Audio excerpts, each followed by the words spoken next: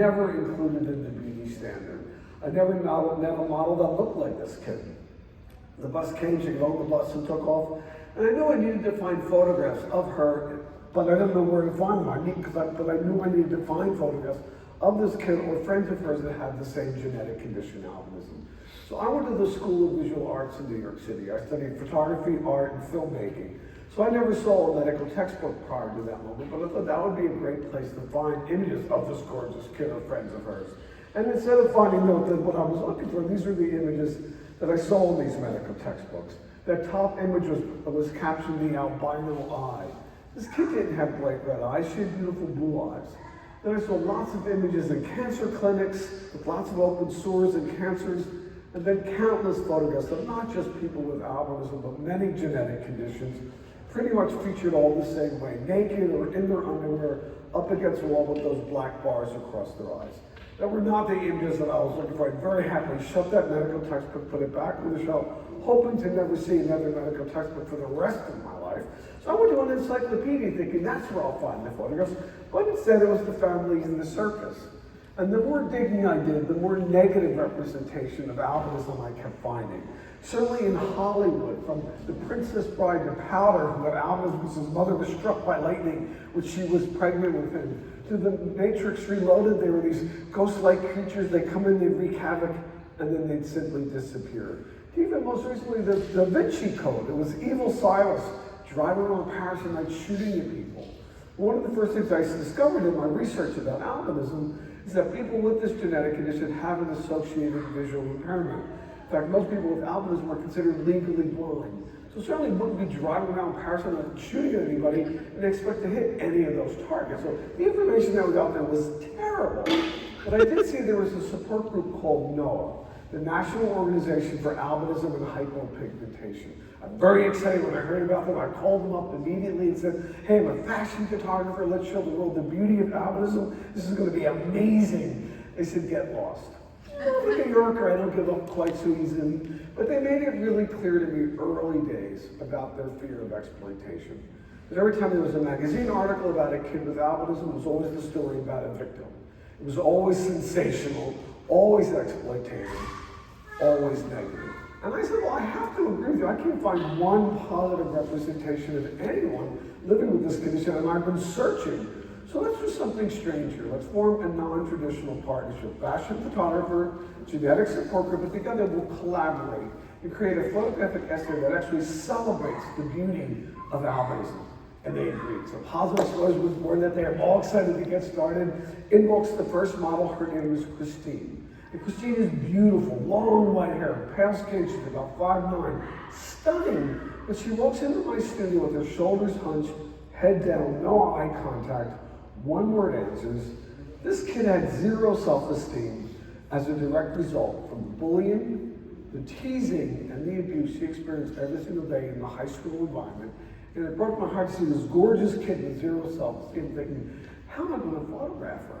But just the day before, I photographed Cindy Crawford on the same set in my studio for another Revlon shoot, and I thought, out of respect for this gorgeous kid, I'm going to photograph her like I would any supermodel. So the fan went on, the music went on, and I literally grabbed the mirror that was next to the set. I held it up to her. I said, Christine, look at yourself. You're magnificent. And this kid who's standing there like this looked in the mirror, and she saw exactly what I saw. She went from this to this, exploding literally with a smile that lit up New York City. This gorgeous kid desperately needed to change the way she saw herself. Her community desperately needed to change whether they saw her different. So she created a philosophy that drives positive exposure to this day, which is change how you see how you change. Those first images were in a cover story in Life magazine called Redefining Beauty. Got a lot of accolades, I got a lot of recognition. And so as I was traveling around the world doing my fashion work, I would connect with the local albinism support group, whether it be in the UK or in Australia or in Africa, wherever I happened to be, we would create or connect with that albinism community. The incidence of albinism worldwide is about 1 in 20,000. It's a recessive genetic condition, so both mom and dad, of course, carry the gene. This is my friend Gladys Mira. She's a Kuna Indian in the San Blas region of Panama, where it's the highest incidence in the world. It's 1 in 125. Here's my friend Mare from Fiji, where at the turn of the 19th century, the tribe could not hold their territory. This had someone with albinism in a powerful political position. So Mare comes from a community that celebrates her albinism. My great friend Lauren from Australia, friends from the Siloe School for the Blind in the Polokwane, northern province of South Africa, and twin boys from Tanzania. So as I was building this whole portfolio of individuals living with albinism around the globe after the Life magazine piece, I was still collecting, getting a lot of awards and recognition for the Redefining Beauty piece. One of the greatest awards I received was from the Genetic Alliance, which is a coalition of all the genetic support groups worldwide. They're based in DC, and they presented me the Art of Reporting Award. It was a great honor to get this award. Meeting this whole community is so exciting. And when they presented me the award, they said, we're looking at these beautiful images of albinism around the globe. There's a universal message here. This isn't just about albinism. Would you ever consider coming to one of our other family conferences that we represent to photograph those kids and those individuals so they too can be celebrated? Like, what a great idea. I love that idea. Sure. She said, well, we have a conference coming out. The Chromosome 18 Registry and Research Society could be right here in San Antonio, believe it or not. And they said, would you be interested in going? I was sure, but what is that? She said, well, you know, when you have an anomaly on your 18th chromosome, then that organization looks after you. Now remember, I'm a fashion photographer, so I never heard the words chromosome and anomaly used in the same sentence prior to that moment. I had no idea. So I went back, reluctantly, but went back to those medical textbook photographs to find out what the chromosome anomalies look like. And on the chromosome 18, these are the images that I saw. I saw a lot of stillborns, but I saw a lot of kids with cleft palates and trachs and feeding tubes and mobility issues. And these images were terrifying. I thought albinism was so easy. But I committed to going to San Antonio, so I went. As I arrived with these images burned in my head, thinking, how am I going to photograph these kids? There was a clown on stage making balloon animals.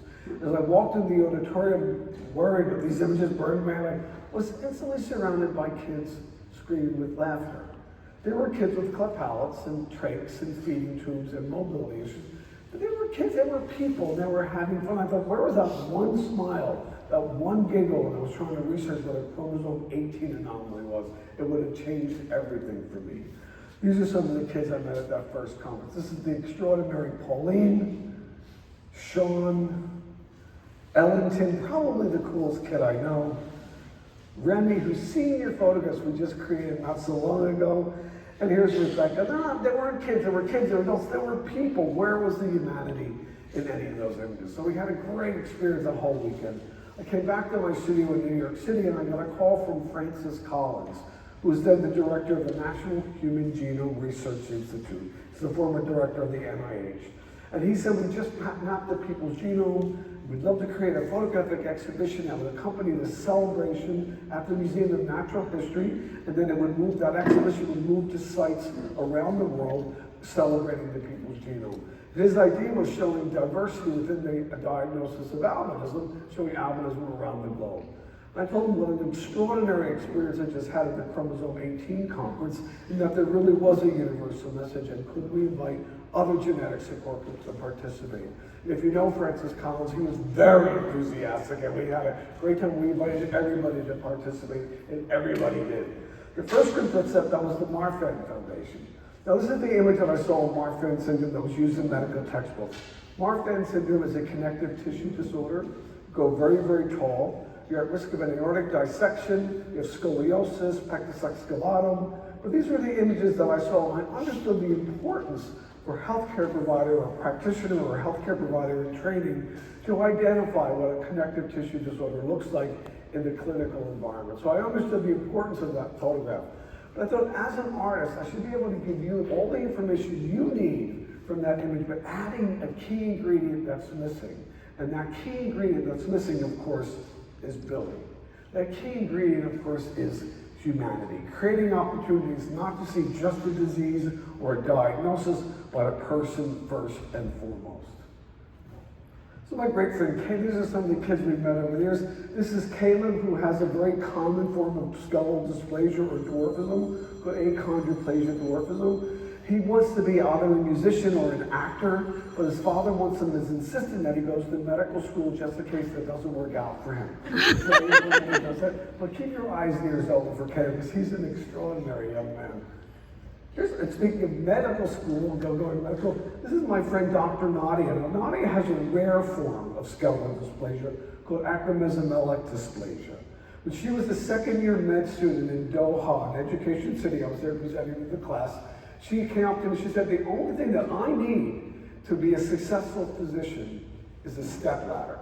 She got that stepladder, she became a doctor, and they did her residency at Children's Hospital Dayton, Ohio, then on to do her postdoc at Baylor, then on to Children's Hospital in DC, and now she's back at Children's Hospital in Texas. So she's right here in the neighborhood.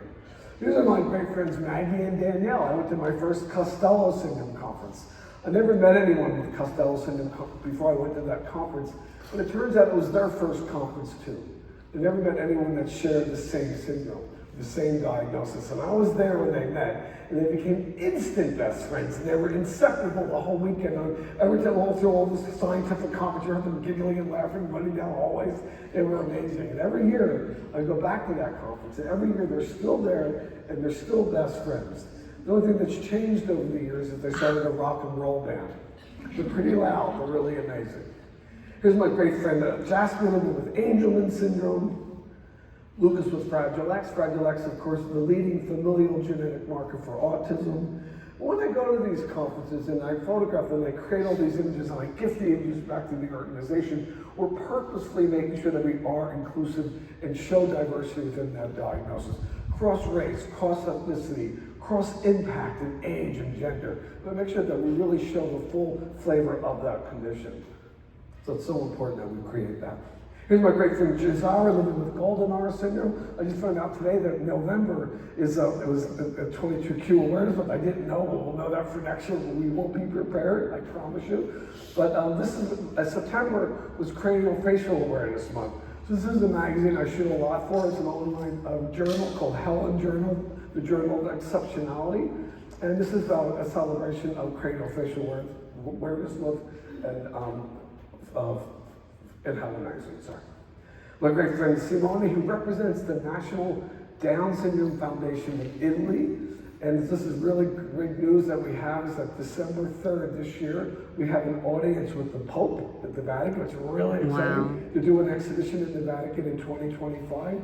And Simone and I were both invited to come and present to them. So we're hopefully, the images that we even create today might be at the Vatican, which would be really amazing. So I'm very excited about that. I'll keep you posted, I promise. Here's my great friend Ronan living with Prader-Willi syndrome. I use this photograph all the time only because he reminds me of Frank Sinatra and I love him. We're doing a cross-country program currently on autism.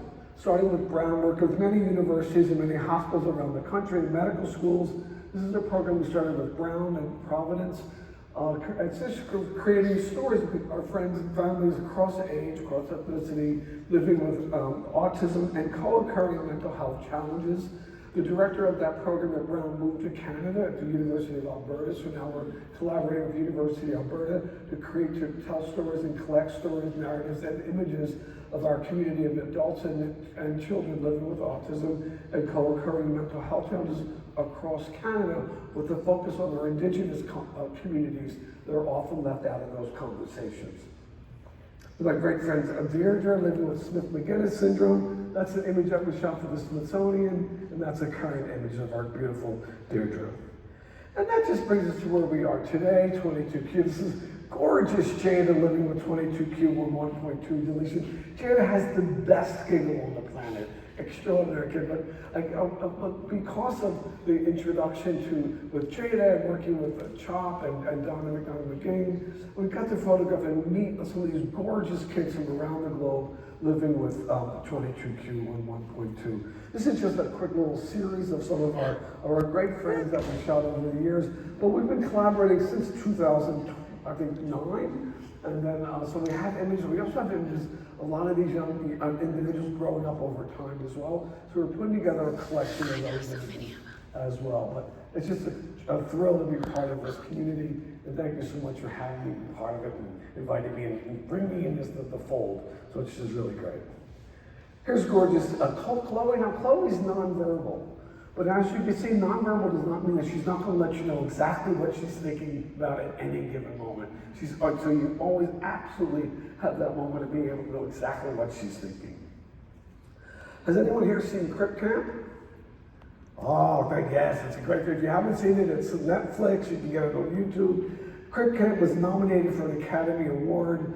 It won the Audience Choice Award at Sundance Film Festival. They're making a Broadway musical about it currently. So that was kind of amazing. And that's Judy Heumann. Judy, disability rights, disability justice activist global. She's an old school disability rights activist. She's the star of the film. We lost Judy last year to a quick sudden illness, but her advocacy goes on and drives all of us to make sure that we're out there advocating for human rights of our individuals and families and friends living with disabilities. So Judy, old school disability rights activist, the star of the film. You should see this. It'll be your favorite film, I promise. Modern day activist, of course, is Gaten from Stranger Things. He wrote into his contract in every season that he had to mention cloudocranial dysplasia in at least 2 episodes every season. And then he uses his social media platform, which is gazillions of people, to kind of raise awareness of not just cloudocranial dysplasia, but all rare diseases. Very active on Rare Disease Day, which we're always connecting with him and his community with, celebrating rare disease. Modern day activist. I've been traveling around the globe working with communities, because when you have your diagnosis, of course, you have your families, you have your community, your network of specialists, and when you're undiagnosed, you're pretty much alone. So in collaboration with the Karolinska Institute in Sweden, the Mayo Clinic here, and also Johns Hopkins, we're traveling around the globe connecting with centers of excellence for people that don't have a diagnosis, creating photographic exhibitions and telling their stories, collaborating with these organizations to create hackathons where the doctors of them, the centers, the leaders of each of those centers of excellence are communicating about diagnosis and impact and syndromes, but also really talking about visual and impact that way as well. So the exhibitions are growing and traveling. Ultimately, the goal is to get diagnosis, of course, for so many of these families. To date, we've been to West Africa, to Mali, to India, Australia, Sweden, the Netherlands, just came back from South Korea, where we're creating, again, these opportunities. And a lot of these kids are now getting diagnosed because their communication venues and channels are now open, which is pretty exciting. This is gorgeous Kaylin. Kaylin came to the studio to be photographed. She came into the studio to be photographed with outfit changes. So we were heading so we photographed all day long. We had so much fun. At the end of the shoot, Kaylin's mom calls me. She said, Kaylin never talks to me about school. Because she knows if I hear they're telling her something bad, I'm going to come in the next day swinging a baseball bat. So she says nothing to protect herself. But on her way home from your studio, she said, Mom, kids tell me every single day I'm a freak, I'm a monster, and I'm ugly, and I believe them until today. And then she mobilized. She got me to go to her school and present positive exposure to 400 students. And she was on stage with me in her little Madonna-esque headphones running around screaming, what is normal? So this gorgeous kid created an equation, or a formula, that everything we do with positive exposure must follow. All of our programs are placed in that equation is self-acceptance equals self-esteem equals self-advocacy. Create the tools to place in the hands of our ambassadors from around the world to use the tools that they need to celebrate their own differences and to make sure that the world sees the beauty in those differences as well. One of those programs that we've developed following that formula is the Pearls Project. Pearls Project is an online blog platform where our ambassadors from everywhere in the world have an opportunity to talk about life from their unique perspective. Here's Byron. Hopefully we'll be able to hear this. Uh-oh. Oh no. Sorry, I'm going to stop this for 1 second. It's starting. Do you hear it? Yeah, it started. Was it? Nope. I don't think it was. It's coming from my computer. You can't hear that, can you? No. It's yeah, but you want to hear it because I've got other things to show you. I'm gonna come back. I promise. Make sure this goes on. Maybe there aren't speakers. Oh, here we go. Now we got it. Maybe. Bear with me 1 second. Turn slide. My name is Byron. I live in the DC area. I'm 14. When I was 10 months old, I had a left hemispherectomy. I had the left half of my brain removed because I have something called Stewart-Weber syndrome. I wear a brace on my right leg and right arm. I only see out of the right side of each eye, so sometimes it's harder for me to see things on the right side. So playing sports can be frustrating because I might not see a ball coming. I didn't see that coming. So it's creating an opportunity for all of our ambassadors to use their personalities, their sense of humor, to break down those segregating bonds that are not the segregating walls in the classroom environment, but also in the work environment and broader public arenas.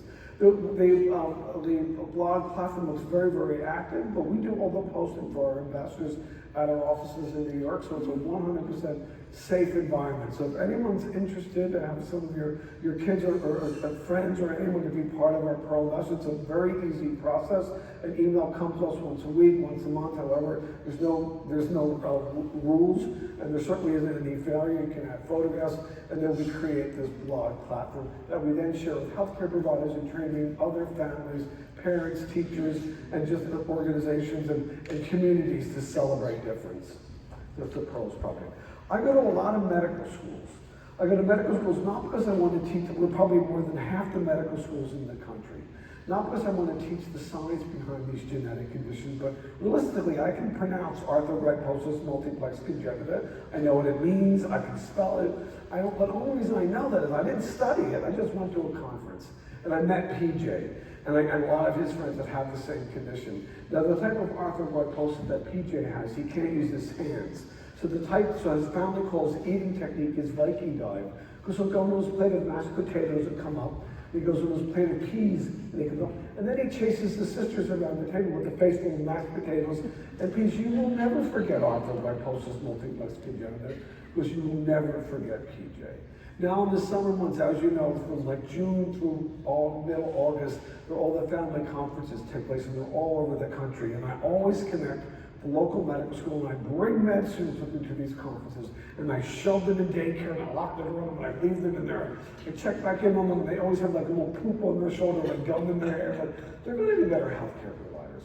Because I met these kids not in crisis. They met these kids not in the clinical environment. They met these kids just being kids.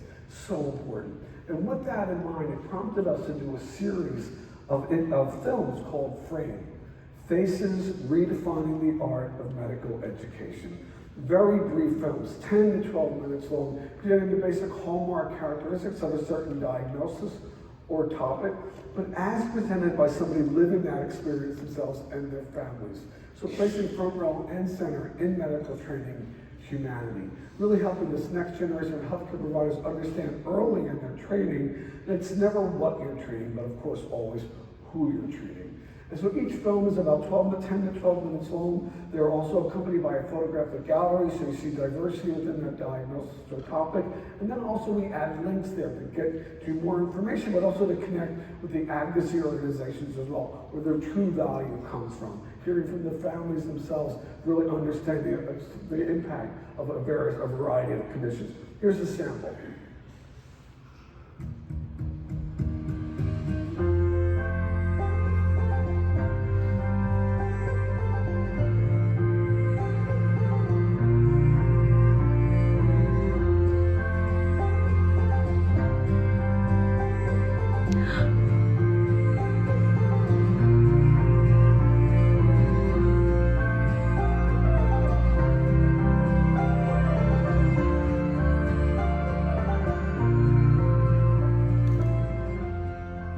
Hi, I'm Rachel, and this is my daughter. I'm Eliza, and I'm 10 years old. Eliza was born with a genetic condition called 22q11.2 deletion syndrome. My family and other families hope to teach you more about this condition. 22q11.2 deletion syndrome used to be known by other names like DeGeorge and velocardiofacial syndrome, but we now recognize all of these have the same cause, so the new name is used. People with 22q11.2 deletion syndrome have a deletion of the long arm of the chromosome 22. Approximately 1 in 4,000 individuals have 22q, but this may be an underestimate because milder cases may not be diagnosed. Today is my birthday. My name is Alex. And I'm Ezra. And this is Cassie and Penelope. Hello. Hello. And Cassie was born with a genetic syndrome called Marfan syndrome. We wanted to show you a feature Cassie was born with. As you can see, Cassie's chest sinks inward toward the middle. This is called pectus excavata. But Penelope, what is it that you and Cassie call it? Target. Why do we call it a target? Because she used to laugh all the time when I put water in it. Why would you like there? Because that's what made her that. Can you take a picture of it? I am. I'm doing it right now. I'm making a movie of it. Chromosomes are the instructions that tell our bodies how to grow and develop. Most people have 2 copies of each chromosome for a total of 46 chromosomes. Some people have 47 chromosomes. Most people who have Down syndrome have 3 copies of chromosome 21, also known as trisomy 21. This is caused by a sporadic event known as non-disjunction, which usually occurs prior to conception. Max. Hi, I'm Mitch. I'm 15 years old. It's been a great role for me. It's basically like an extra chromosome, and that chromosome blends in the awesomeness and blends in all of the loyalty, and I can go on and on about it. Max can go on about it, and Max does go on and on about it. He's an extraordinary advocate for the Down syndrome community, but also for all differences, and a great friend of positive exposure, and a great self-advocate. So we have about 47 films today, and a lot of them are genetic based. We also do a lot of topical as well. These are some, they're all accessible on our gallery, they're all downloadable, they're free to use. And we created these specifically for healthcare providers in training, mostly with med students, really helping them to have just the basic homework characteristics or an introduction, and then have the information they need to glean additional info. But also to make those connections with the organization. But we do a lot of topical films as well. This is a film that we created with Uniformed Services University and Bethesda with the Wounded Warriors and the Mayo, and so it's Wounded Warriors to create a film on limb salvage, amputation, and prosthetic usage of that topic, specifically targeting the med students at Uniformed Services University, because they get a lot of their training out on the front line, so they see a lot of traumatic injuries. There's a lot of collaborating to create that with Walter Reed as well. But the films we're going into medical schools, we started using them in communities, we started entering them in film festivals. And that they're getting a lot of recognition, so we're broadening that audience. This is the film on aging at the intersection of disability, autism, and co-occurring mental health challenges. We just completed this series on food insecurity, collaborating and looking at the impact of food insecurity on maternal and prenatal health care, adolescent care, adult and older adult care as well. Just kind of moving forward, and most recently, 2 weeks ago, our film on sickle cell, The Strength to Fight. It was a film featuring sickle cell in New York, was entered into the New York State International Film Festival, and we won the Best Documentary. So we're really broadening the audience, and we're really creating new conversations in the communities.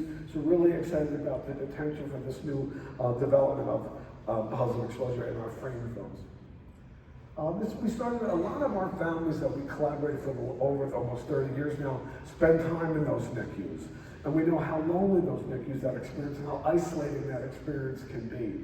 So we're creating a platform for our families to utilize to share their stories, their current ongoing stories in NICUs with other families that share the same so they're not quite so isolated. But we're also creating space there, not just for the families, but also for the staff of the NICUs, from the neonatologists all the way down to the men and women that are scrubbing those floors, keeping those kids in a germ-free environment. What are those commitments? What are those connections? And let's start and have those very important and certainly not isolating conversations.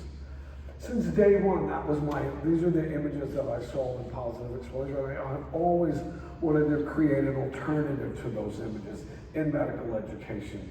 So these are the images. I found these images in medical textbooks to be dehumanizing, demoralizing, grim imagery. It's very different to the humanity that we meet at these family conferences.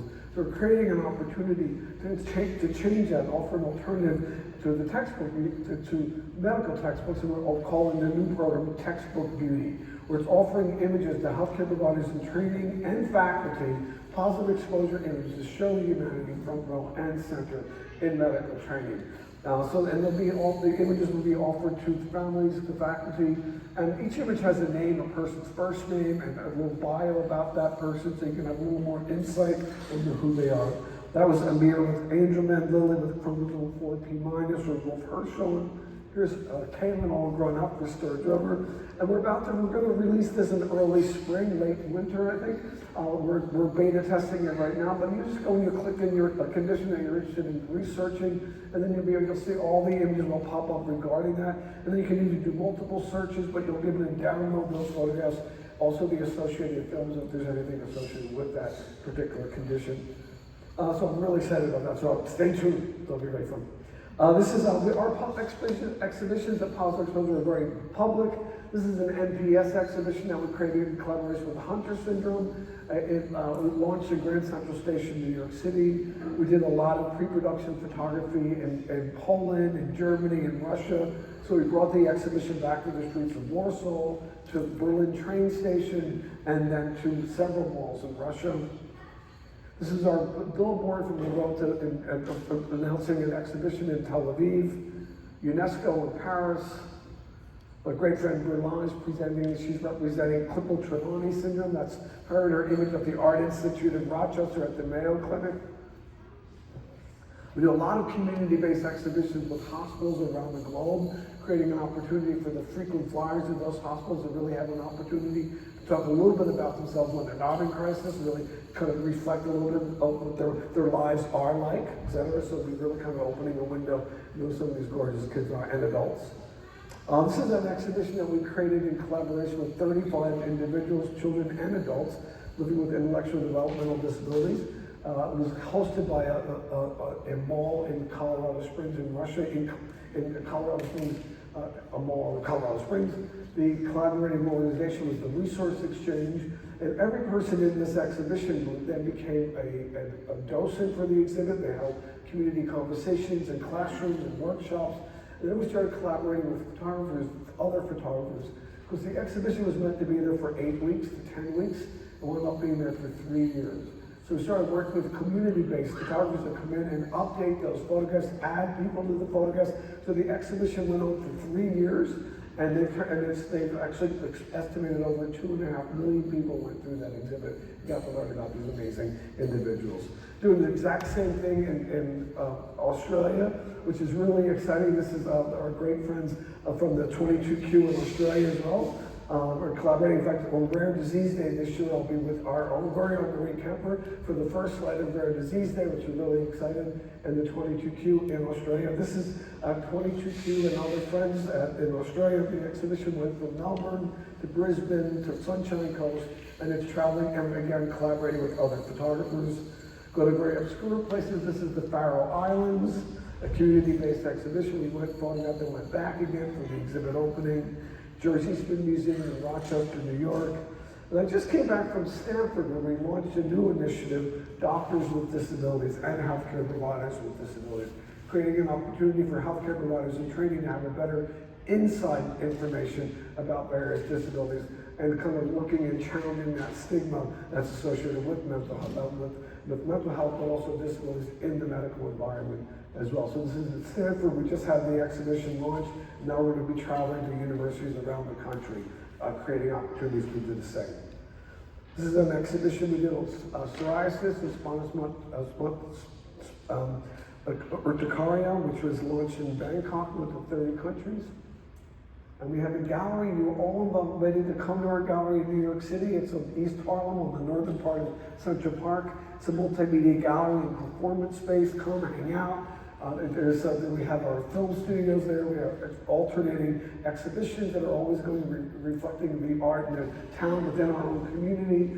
We have a performance as well, and then we have like a artist in residence program. We have a whole series of on Thursdays. It's the outside voices come in. They have acting classes, poetry classes, and Shakespeare classes. All adults living with intellectual developmental disabilities, but they're called outside voices because they refuse to use their inside voice. It's kind of amazing. We just had an exhibition on first-year med students in Mount Sinai that we shared the neighborhood. The med students presented their artwork illustrating their journey to medical school through painting, through photography, and through music. It's an extraordinary exhibition. During the pandemic, we couldn't be indoors, so we put a 4-story mural of the word love in our courtyard of the word love in over 100 languages. And then we collaborated with the Department of Education and created outdoor installations of art celebrating the campaign was to fill the world with love. There's a current exhibition right now. If anybody's going to be in New York in the next 6 weeks, it's going to be up for 6 more weeks. This incredible artist, Elizabeth Jameson. Elizabeth has MS, multiple sclerosis. She's based in the Bay Area in California. She was terrified as she saw the progression of her disease, limiting her mobility, and she was terrified of it. She knew she needed to change her relationship with her disease, multiple sclerosis. So she started incorporating her into her artwork, her MRIs and her CAT scans, and really kind of just to change her own way that she saw this disease. The exhibit's up for the next 6 weeks, and if you're in town, come and check it out. It's extraordinary. That's Elizabeth Jameson. So this is kind of who we are. That's how you can find us. There's a lot of information on the website. You can get all of our films are there. They're free to download. There's lots of galleries. There's a lot of 22Q galleries as well. But again, I go to a lot of schools. I go to a lot of medical schools, of course, but I go to a lot of like mainstream schools too. But also, I find it important to go to schools for the blind or schools that support kids living with disabilities. Because it's really about talking about accessible art. How do you make a school for the blind in Johannesburg? And then we started the conversation about how can you enjoy art, experience photography or art if you're blind or visually impaired. So we then started introducing the idea of the notion of image descriptions and talking about that and how that could be helpful and understanding what you're looking at and what you can't specifically see, and got into really heated conversations over the color red and how do you describe that in blues and textures. It's just extraordinary. But in the middle of all that, we're here in Johannesburg, and in the middle of that, I just said, well, this is what I do. I'm a photographer. This is how I show the beauty of human diversity. What can you do? So one kid raises his hand and immediately says he wants to be a writer, so he instantly became a Pearl ambassador, and he still is. It's kind of amazing. And we read a lot of articles together as well. Another young lady raises her hand, said she wants to be a traditional healer or a healthcare provider in her community. I was like, that's amazing. People will come to you, you'll elevate your status in community. That's incredible. Another kid raises his hand, said he wants to be a cop. Like, blind guns, probably not the best idea. She's like, no, here's a big key. He's like, I can't come over. You're amazing. In the middle of that, this young lady raises her hand. She said, we have a school choir. Like, that's amazing, because from my experience in South Africa, school choirs are really important. It's how school gets on the map. It's how they recruit great teachers. It's how they afford their computer labs. And I'm like, well, you guys any good? Can you compete? She said, oh, we're not allowed to compete because we're disabled. And I think, I don't know if that's a rule. We could probably get around that. But they performed great, and I said, well, let me hear you. So they sang right there in the schoolyard, and they were incredible. At the end, when they finished presenting, I went into the principal's office, picked up the local newspaper, and on the back of that was a listing of at least 10 local school choir competitions. So we entered them in all 10 of them. It was amazing. Now, 6 months later, I'm back in my studio in New York City, and I get a call from the principal who's screaming on the phone, like, what? It's like, you're not going to believe this, but we've just been invited not to compete, but to be the guest choir in the local school choir competition. It's going to be the National School Choir competition, in Johannesburg at the National Auditorium, and they wanted us to come and sing one song. Like, that's fantastic. He said, no, it's terrible. I'm like, why? He said, because there's going to be 10,000 people in the audience, and they never sang in front of anybody but you. So they're not going to go unless you come back and go with them. I'm like, oh, we never have any money in Positive Swimmer. Everything goes right back into our programming and traveling and developing. And I'm like, well, this is kind of good work. So I went to a couple of our big donors, and sure enough, they said go. So before I finish, I'd like to introduce you to my friends from the Yosemite Lake School for the Blind. And it's the first time I heard them singing in the classroom, in the schoolyard. And then I added that second trip with them, where it was so amazing. We're about to go in to sing our one song in front of 10,000 people. And we're in this final dress rehearsal in the parking lot. And we were terrified, you'll see. So I hope this isn't too loud. I have no control over the volume, so if it's too loud, I apologize. But hopefully it won't be too bad. Yosemite Lake School for the Blind.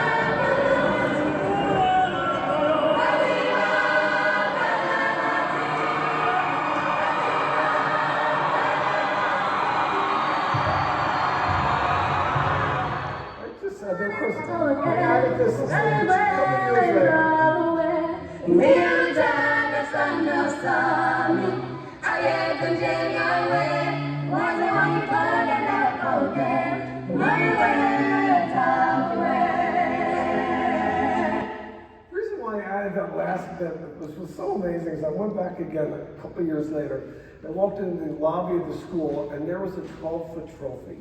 These kids who were told they couldn't compete because they were disabled competed and won the national competition. So these gorgeous kids are using their talents, their enthusiasm, their passion to change the way the world sees difference, just like the 22Q11.2 community does as well. We're out there every day advocating, changing the way the world sees difference. Thank you so much for your time. Thank you so much. Have a great camp. I can't wait to get out there and start starting that.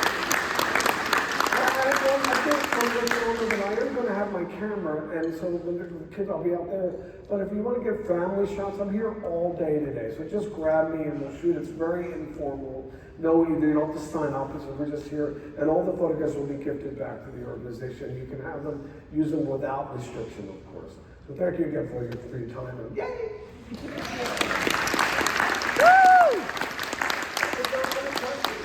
Any questions? I'm happy to respond to anything. Any questions, or anybody want to come with me? Yes, sir. What was your first camera? Sorry? What was your first camera? Oh, my first camera was a Canon. It was, no, that's a lie. My first camera was a Nikon.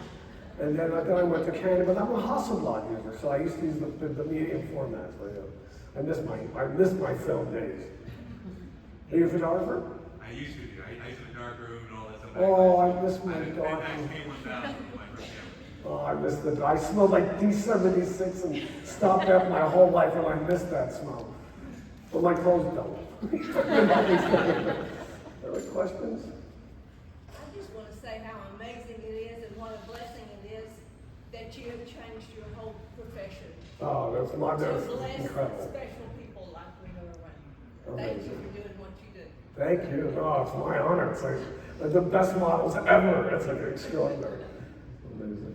Thank you. All right, we're not going to keep Rick because he is dying to go photograph our kids. I know. I can't wait to get out there. I was like,